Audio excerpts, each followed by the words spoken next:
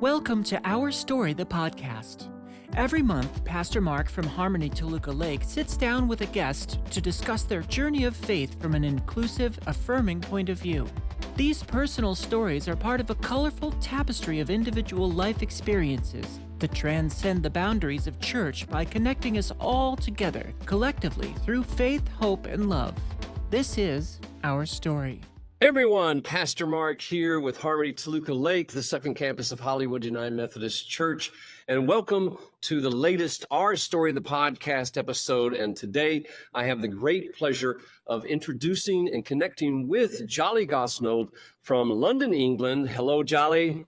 Hello, Mark. It's good to see you. Thank you for having me on.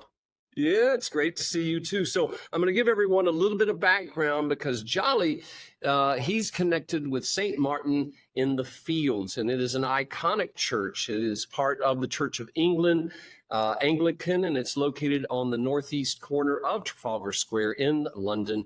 It is well known for its religious and social engagement with the church's origins. They date back all the way to the medieval period, but in the current building in which they worship and have activities, that goes back into 1726. St. Martin in the Fields is known for its inclusive approach, offering services for a diverse congregation, and it also supports the homeless and vulnerable, operating a number of programs and partnerships in which Jolley and I will talk about here a little bit later. Plus, it hosts regular musical concerts, outstanding concerts along a wide range, and also public events. So how did Jolley and I meet? What is this connection? Well, in January of this year, 2024, I attended a lunchtime prayer service that was led by the pastoral assistant of the church, Jolley. And so I decided afterwards, I was hungry, and the church, which I've been in before, they have something that's called the Crypt Cafe. And so I went downstairs and I saw Jolley, and that's when I asked him, I said, "Are you okay if I sit down and talk?" And so we did. We conversed for about an hour. It went by very quickly. We had a great time. And I found Jolley to be an absolutely fascinating individual. And now our paths cross again for this podcast with Jolley in London and with me here in Los Angeles. So Jolley, welcome. Thank you, Mark. Thank you. Honestly, it was such a blessing to meet you back in London back in January. That moment of you stopping and saying, "Can I sit down and can we chat?" Who would know that we would end up connecting so well, so quickly, so deeply. I really appreciated it, and it was very affirming for me because it was exploring my vocation and sense of calling, and actually coming away from that conversation. It was great. We had a lot of synergy, and I really appreciated your encouragement. So thank you for having me on. There's creativity between us. We know that from our creative backgrounds, but also just so everyone understands that Jolley in that time frame has now just made a huge shift in your life to now saying, yes, I want to be an ordained priest. So I'm looking forward to having that conversation here. So I'm going to start off with an easy question, and then this is about your story. So okay. You ready? Yeah, I'm ready. Right. If you could, this is a tough one. Easy but tough. If you could only eat at one restaurant for the rest of your life, which one would it be? Oh, what a brilliant question.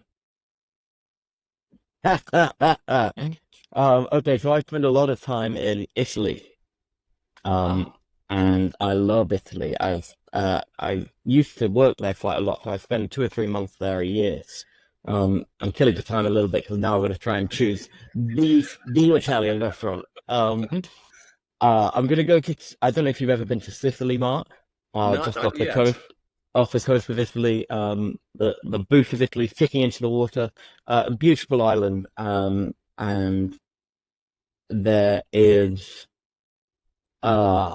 There's so many different places in there, but I would go for it in a town called Cefalù. There's a great restaurant called La Brace, which I've had a number of great meals at. I just love that location. I love that place, and I'd go back there in a heartbeat. All right. Well, when I go to Sicily now, I know exactly where to go. I love it. All right. So I'm privy to, but now I would love for you to share with the listeners about your personal faith journey. What led you to become a pastoral assistant at St. Martin in the Fields? And I know this is going to be a wide, this it's going to be a long story, but just share it because it's fascinating. I love it. Well, thank you, Mark. It is a long story, so do feel free to interrupt me if I'm if I'm going on too long. It's been about a 10-year journey, I'd say, to where I am today. You know, I moved to London for university to go to drama school when I was 19 years old, and I was trying to embrace everything the city had to offer. I threw myself into it. It's an incredible creative place. You know, anyone who's been to London will know that. It's a place of parties, of music, of dance, of drama, of people working very hard and playing very hard. And I really threw myself into that. But also quite quickly found myself a bit lost and feeling like I didn't really have any community. And having grown up in a very rural part of North Yorkshire, in the north of England, it was a culture shock. And actually, I had a lot of people around me, but I'd never felt so alone at the same time. But I had connected with a young woman. We started dating. She was from Canada, and she was living in London at university as well. And after a few months of dating, she came out to me as a Christian. You know, it had been, she didn't talk about it really at the beginning of our relationship. And I think she was going through her rebellious phase, where she was trying to find her own way and say, I'm not going to do my life the way my parents, you know, intended. But then after a few months, you know, her faith was clearly very important to her. And we kind of got to a stage where she said, you know, you're going to have to be a Christian or I can't be with you. You know, she was getting advice from her pastors at the time back in Canada saying, you know, he may be a nice guy, and if he's not a Christian, then, you know, he's not for you. And she, you know, was just taking that very seriously. Now, if I'm pastoring her now, I have something slightly different to say. You know, that's what she was told. And I have to respect that. But it blew up. We had a big argument in Paris, no less. It was all very young and romantic. I've taken her away to Paris over Easter. Me not really realizing that might be a significant time in the Christian calendar. And I'd taken her away. Her parents were very upset that I'd taken her away, that we might be sharing a bed together and sharing time together in a different country, no less. And it came to a head there, and she said, look, you know, this is actually really important for me. And I said, look, I can't just be a Christian. No matter how much I like you, I can't just suddenly decide I'm a Christian. I don't believe in it, you know. But I did have enough patience, and I was able to put my ego to one side enough to say, okay, look, I don't understand it, but I will, if it's important to you, then I want to at least understand why it's important to you. You know, I want to know why your faith matters. And so she invited me along to church. We got back to London. First thing we did was Sunday. The day after we got back, she said, okay, I'm going to take you to church. And she thought, yeah, you work in theatre, you're studying theatre, you love performance. If I'm going to basically, I think she's thinking, if I'm going to convince you to stick around in a church, I'm going to have to take you to one that's pretty exciting. And she took me along to the central London campus of the Hillsong Church. Oh, boy. And they met in a West End theatre on a weekly basis. And she took me into this Hillsong Church, which, you know, I would assume your listeners know who they are. You know, big evangelical Pentecostal very, I don't mean, how can I describe it? Very large sort of mega church, that comes out of Australia and has, campuses all over the world. Um, and I was extremely overwhelmed. It's so far, the only understanding of church I knew or had was a very specifically kind of Church of England, robed, bells, smells, hymn, people falling asleep, and they might be the people that were preaching, never mind the people being preached to. Uh, that's how I imagined church. And so it was something completely different. And I found it very overwhelming. Um, but what did happen there very quickly, and I was surprised by, was people took the time to say hello, to ask me questions about myself, to want to get to know me. And suddenly this death that I was having of my life in London, of feeling like I didn't really have a community, I felt very alone, was being filled by these people that called themselves Christians, these people that said they loved Jesus. And that was attractive. And also I cared about my girlfriend at the time, like, stuff around, and I carried on going to church, and there were things that I disagreed with, immediately. There were things I was uncomfortable with, the wealth and how that wealth was being used. I was uncomfortable with the kind of spiritualizing of one's giving and donating to the church, that kind of was that was equating kind of how much you give to how much God will bless you, and this kind of, as if with the kind of math thing that's going on there that I was immediately uncomfortable with. And, the church's implicit homophobia, misogyny. Yes. The only people that were on the platform, as they would call it, would be mostly white, straight, married men, and maybe their wives, and that was the model. Maybe. Maybe their wives, yeah. If you were single, you were disabled. If you were, anything other than what is seen as cool. It's not explicit, but it was clear that it wasn't your face. Now, obviously, I'm saying that as somebody who is white, straight, and male, wasn't married, but, I had a girlfriend, and, I'm doing everything that was meant to be. But even I was starting to feel a little bit on the outside of things, partly because maybe I had different opinions. And over time, I started to realize that this church didn't, to me, seem to be reflecting the God I had come to know in Christ. Because I found Jesus as a character, as a person, as an embodiment of God on earth. Radical, inclusive, loving, challenging, exciting, gentle, and poor. And that was the opposite of what I was experiencing in the church. And so, whilst I've still got, so many friends in that space, people I love and care about, and I was there for about 5 years, and I got to use my skills.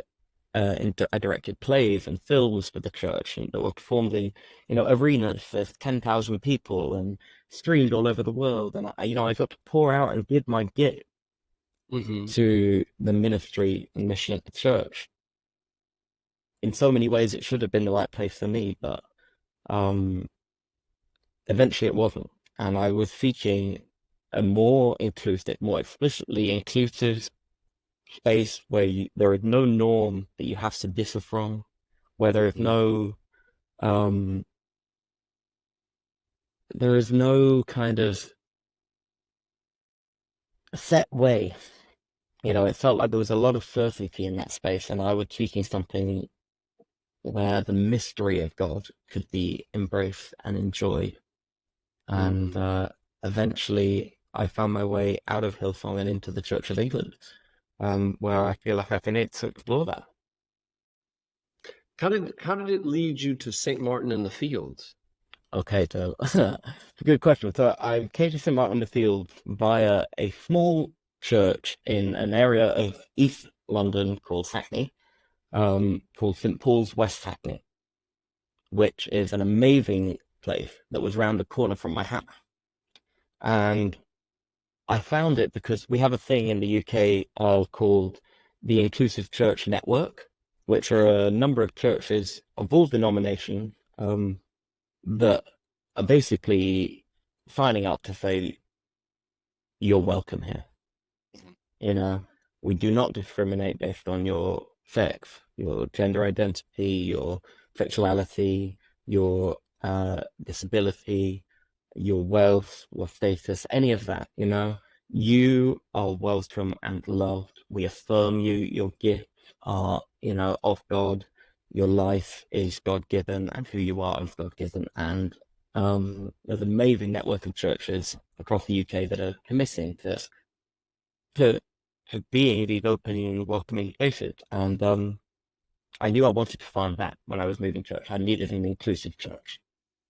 And I happened to find the one that was nearest me, that flew a pride flag above it all year round, where one of the priests was a gay man in a civil partnership with his husband. And when I came to communion and stood around the altar, and we shared in the body and the blood of Christ, I noticed that we were the shattered pieces of the broken body of Christ. All diverse, all beautiful, all with our own edges and sharpness and smoothness, our colour. There is a full diversity, and we came around that table together and we were all welcome, because it was not the church's table to say whether they were welcome or not, whether we were welcome. It was us table. And God said, Christ invited us to meet in there. And my experiences in this church led me to feel like I wanted to hold that space with people.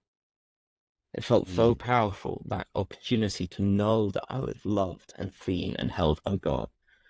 I felt called to hold that space for others. And I started to speak to my priest there, an incredible man, Niall Weir, who's actually just retired this weekend when we're recording. Incredible man, incredible ministry, who's built up, what an amazing space of welcome and love and community. I spoke to him and I started to say, look, I think I might be meant to be like a priest, like you. Is that weird? And he sort of, you know, just quietly sort of nodded and just looked at me and said, okay, well, you know, let's talk. And so over a year, we started talking about it more. He gave me things to read, and he kind of checked in to see whether I was still thinking this. And I was going back and forward, going, do I want to be... I was working in the theatre at this time, the director and writer in London. I was thinking, do I want to be a priest? Do I want to give all this up? I'm having quite a successful career. Do I really want this? But I carried on having the conversations, carried on showing up, carried on being present and learning and listening and growing. And that kind of culminated in eventually feeling like I need to actually really test this by doing it on a daily basis. And I discovered St. Martin in the Fields, although I kind of knew it, I'd be saying it's quite a well-known church in the UK, and across the world, actually. I knew of it, but I encountered the work that was being done here through a book called The City of My Monastery, which I really recommend any of your listeners to have a read, particularly if you are living in the city and seeking a way of life, a spiritual way of life that helps ground you in your faith. It's written by Reverend Richard Carter, who is the Associate Vicar for Mission at St. Martin in the Fields. And now also I'm very proud to say my boss, my colleagues, and my friend. And I've read this book. It's just incredible. It sort of it speaks about the Nazareth community. I'm wearing this cross here now, which is our symbol of the Nazareth community, which is a contemporary sort of semi-monastic community, gathered community scattered across London and across the world now, of people committing to living a simple rule of life, of where we're committing to living lives of silence, of study of scripture, of taking part in the sacraments of the church, of taking Sabbath time to rest, of sharing with one another, of offering service to the vulnerable and the marginalized, and of staying with one another in community together. And I saw this community was written about in this book, and I thought I need to be a part of that. And I went on the website, and it just so happened that they were looking for a pastoral assistant, someone who was exploring their vocation, who perhaps wanted to be part of this contemplative community, who had creativity and gifts that they could offer in that sense. And I thought, this is me. This is my place. And this is where I need to be. And I met Richard, who also happened to be a former theatre director and writer. And there was, again, we had a lot in common. And I just knew as soon as I came into my interview that this is where God is calling me to do. And I'm gonna let go of the theatre for a year. I'm gonna plant some roots down in this place, and I'm gonna test God's calling.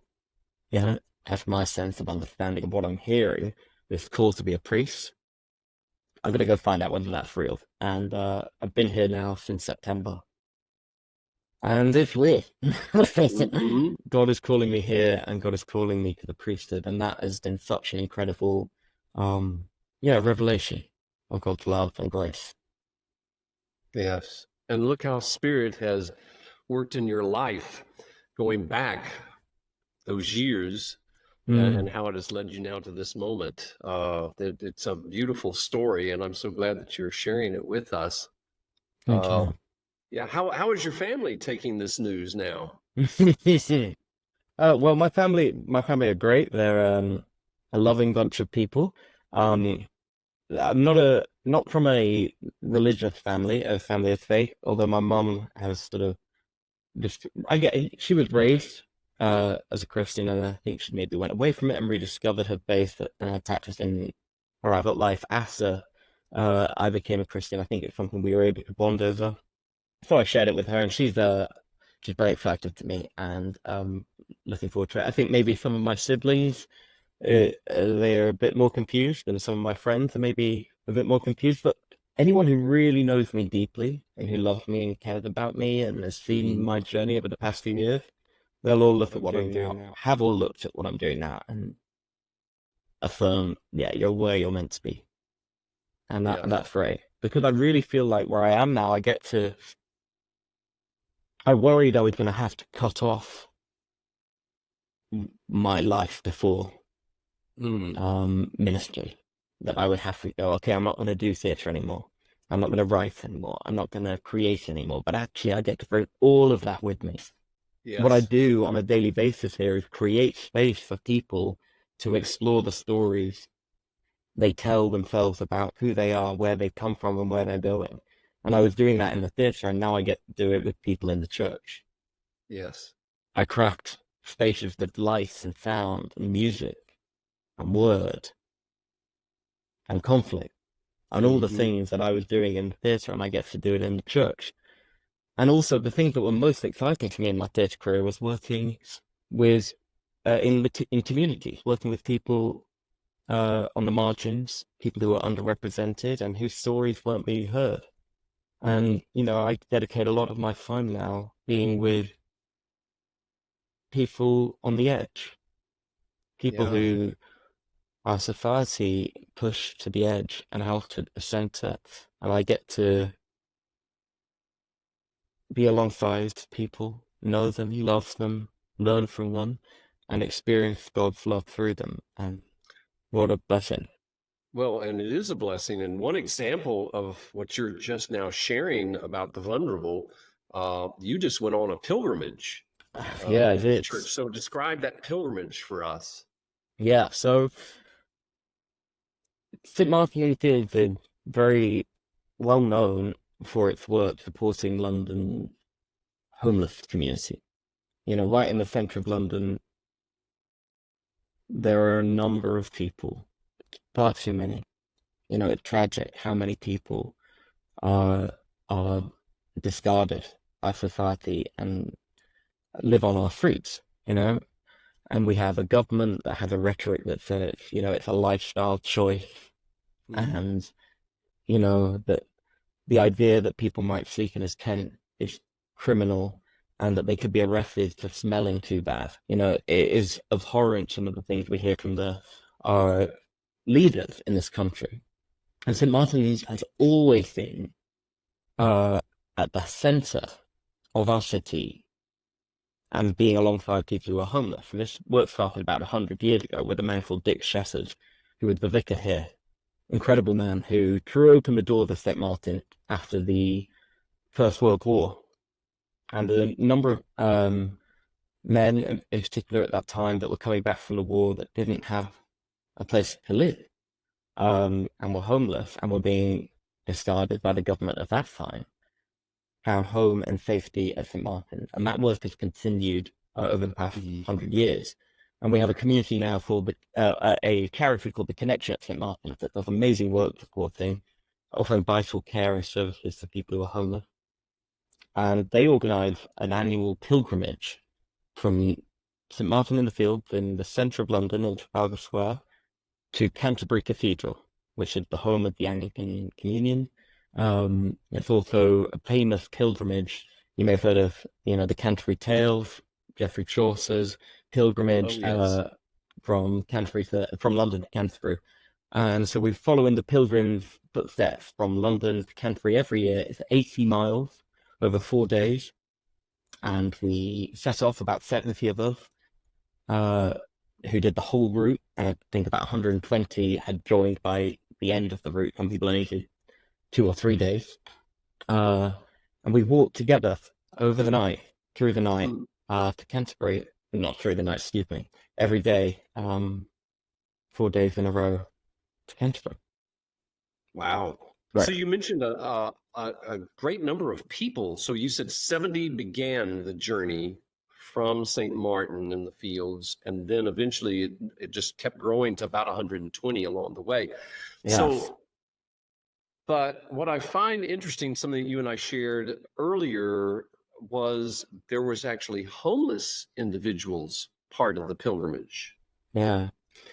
So one of my roles here at St. Martin's is I help lead what is called the Sunday International Group, which has been running for about 10 years. It's a space on a Sunday afternoon for men and women who are currently homeless and who are refugees and asylum seekers and have no access to any kind of public funding or support, and are really sort of, again, disregarded and forgotten about in our society. And so we created a space on Sundays for people to come together to share a meal together. We sometimes have creative activities there. People can have a shower, they can do their laundry, and also get access to kind of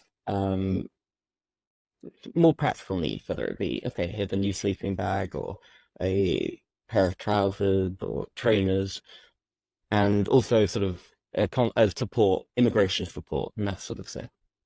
So we have this amazing community, and 8 members of that community walked with me from London to Canterbury, and it was such an incredible time of shared mutual ministry, where these guys were speaking into my life and sharing their experiences with so much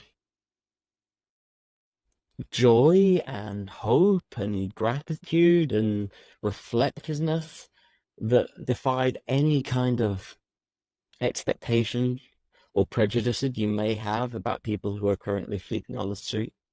Yeah.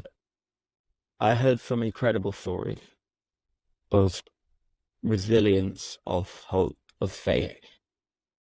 A young man about my age, he came to the UK when he was 9 years old, and from Yemen, and he ended up in the foster care system and was eventually found himself in a council house in sort of supported housing, but was unprepared. So about age 18, he was living in a flat suddenly on his own in London. He couldn't really provide for himself or pay his rent, and so he was evicted. And when he was evicted, he was homeless. And also, it was then discovered that when he came here as a 9-year-old, that he had come here illegally. He didn't even know that, but he didn't have, settled status here. And so he was completely cut off from the system.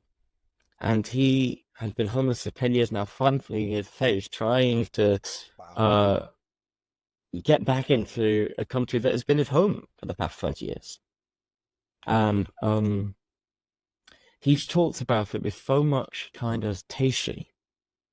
And he said, for years I felt trapped. I felt like I haven't been able to. I wanted to be free. I haven't felt free. I hadn't felt safe. I haven't felt like I belong anywhere.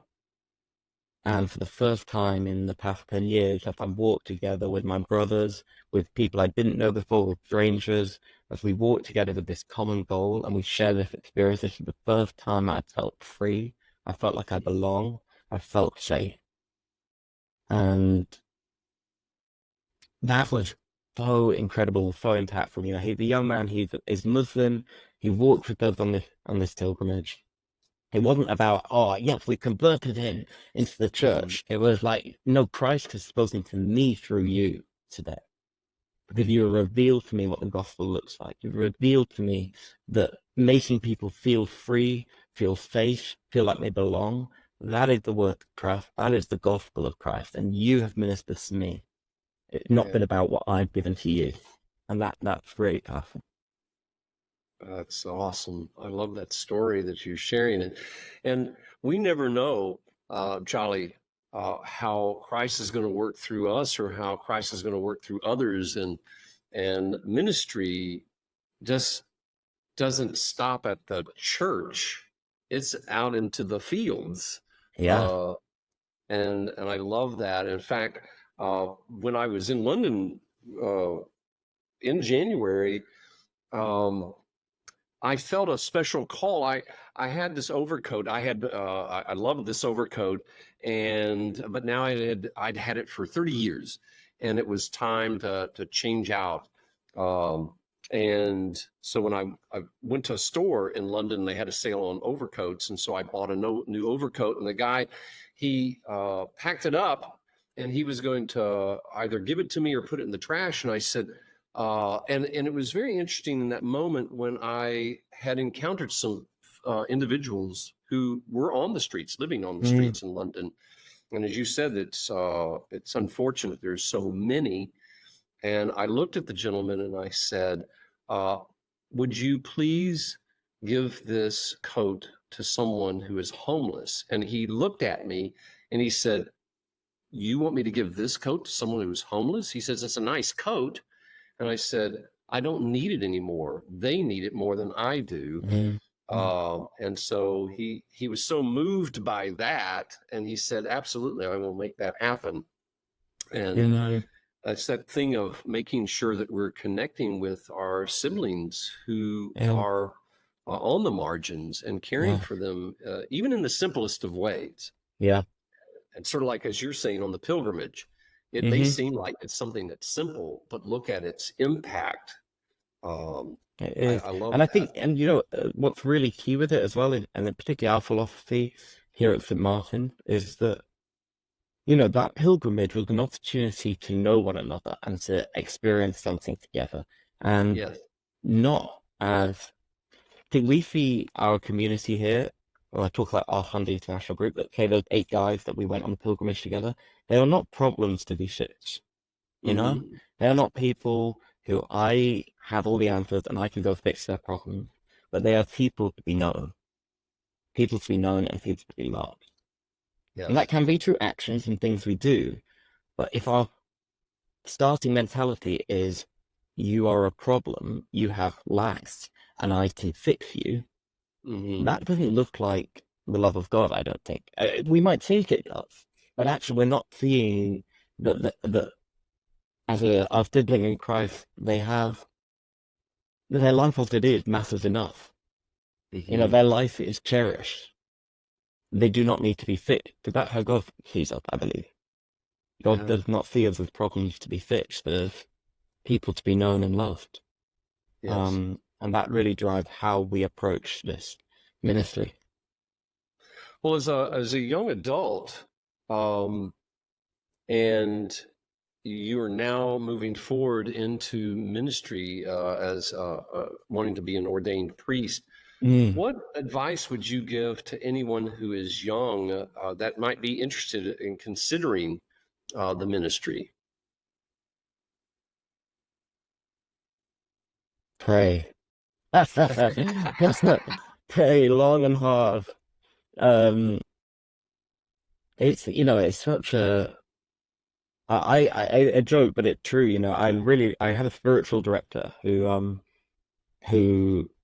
introduced me to Ignatian contemplative prayer. I don't know if you know about Ignatius of Loyola, who sort of Yes. leans into imaginative prayer, and that really spoke to me, and it really taught me how to pray, because it wasn't about, before, my prayer life was very much trying to get God to listen to me. Mm. Yeah, there's I had to reframe my prayer life to be God, your servant is listening, rather than listen, God, your servant is speaking, and really open myself up to what God had to say to me. And that has come through contemplation, that's come through silence, that's come through prayer practices.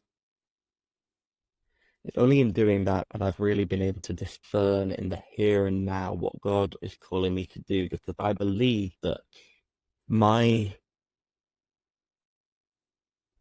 deepest desires and my greatest hopes truly align with God's. Mm.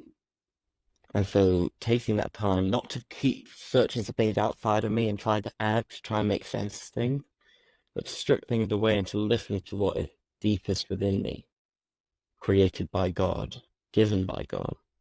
That if I can connect and listen to that, then that'll be somewhere aligned with what God's calling me to do. Yes. I love your description of that, because that's what happened to me when I answered my call. Is Yeah, the call was coming, and I was like, wait a minute. And I did a lot of praying. It was a week. It was a full week of prayer and discernment, and before I said yes, yeah, uh, because it's a serious moment in your life, yeah. and answering that call. It's And not for the weak-hearted or weak-minded. well, and in some ways, I discovered through this process of discernment that the only reason I feel like that, not the only reason, but a reason I feel like I need to get ordained is because I find it too hard to be a layperson who doesn't do it, actually. Mm. I have so much respect for people that, have to that manage their lives, their daily lives, their work and their families and these things, and they have to bring their Christianity or their faith to that world, to that faith, and negotiate how to do that. And as an ordained person, you get to be like, well, this is just me all the time. And Mm. I get to rest in the fact that I wear my faith on my sleeve, as it were. Yeah. And that kind of, because I'm going to find that easier. I get Yes. to just openly live out my faith in this sphere in the church and for God's people. Hmm. We talk about prayer life. There was a moment I had in prayer where, I had a bit of a spiritual experience, and I saw in front of me a walnut sort of floating almost in space. And I saw it, and God said to me, I said, what is that? And God said, it's the church. And I said, but I'm allergic to walnuts. I'm allergic to nuts. I'm allergic to nuts. He said, I know, but will you love what I love? And will you care for what I care for? And I said, yes, I will. You know, Wow. there will be times where I will think I want to avoid that. There'll be times where I think this is too difficult. This actually, it might even be a problem for me. But Hmm. God loves it, and God cares for it, and God holds it in his hands.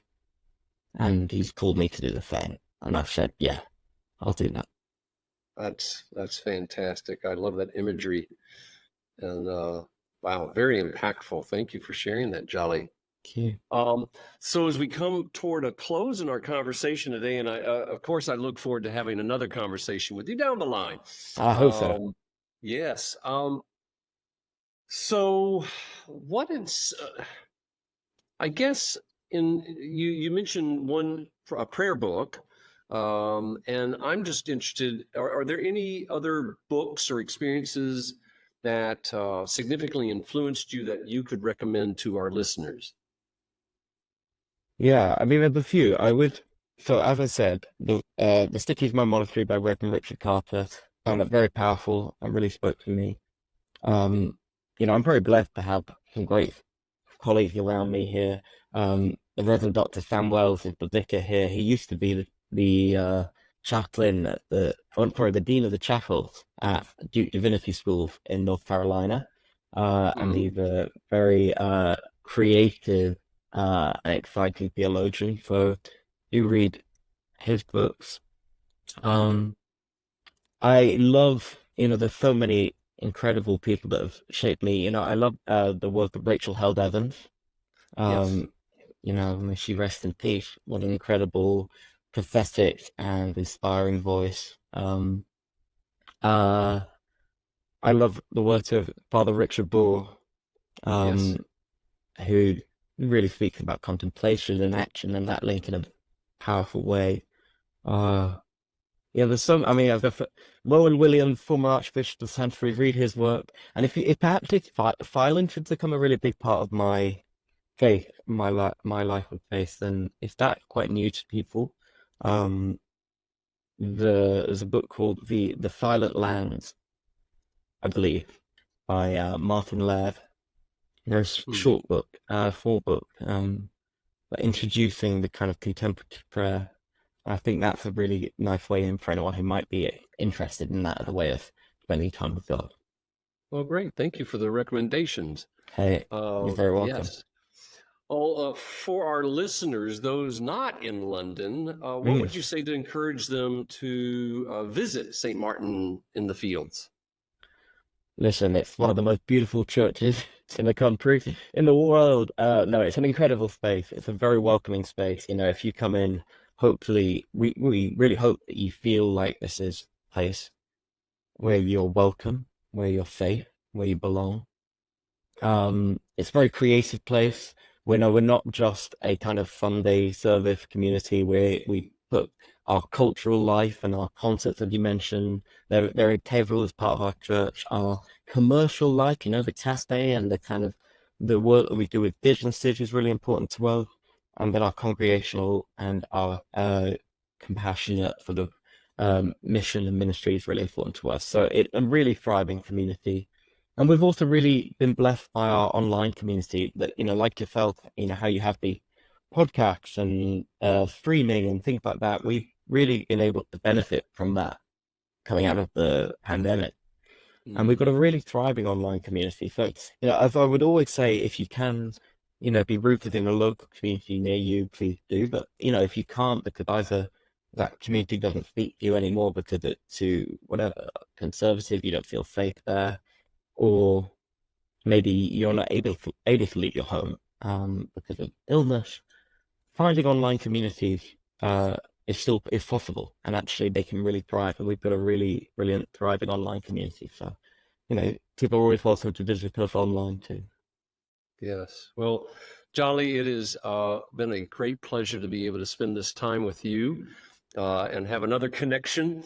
It's just you're a phenomenal human being, and I feel blessed in having our paths cross just a few months ago, and look how God works in our lives, and we learn through ministry and what we are called to do, and all the ways.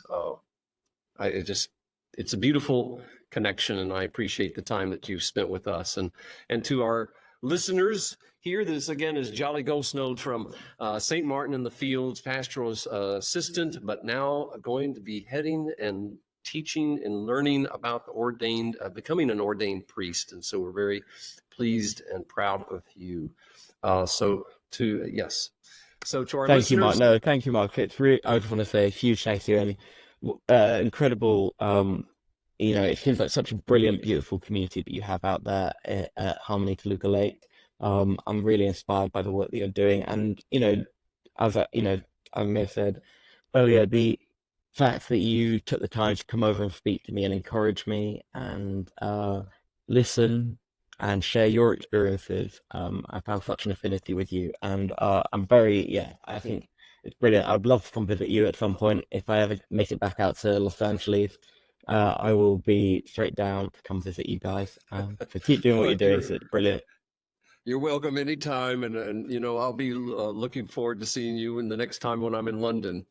It'll be a blessing. Who knows? I may join you on the pilgrimage. Yes, please. You'll be very welcome. Yeah. All right. All to our listeners, thank you for joining us. Like, share, download these episodes, and we continue to enjoy the Our Story segments. Again, Jolley Gosnold with me today, and I wish everyone a great day. Enjoy the week, and peace. Thanks for listening to Our Story, the podcast. This month's guest was Jolley Gosnold, and this episode was recorded and mixed by me, Donna Miller. Be sure to like, rate, and download each episode so you never miss one. Find us on Instagram at Harmony_TLC or on Facebook at HarmonyTL. Join us next month for a conversation with Sandy Lee. And as Pastor Mark always likes to say, peace.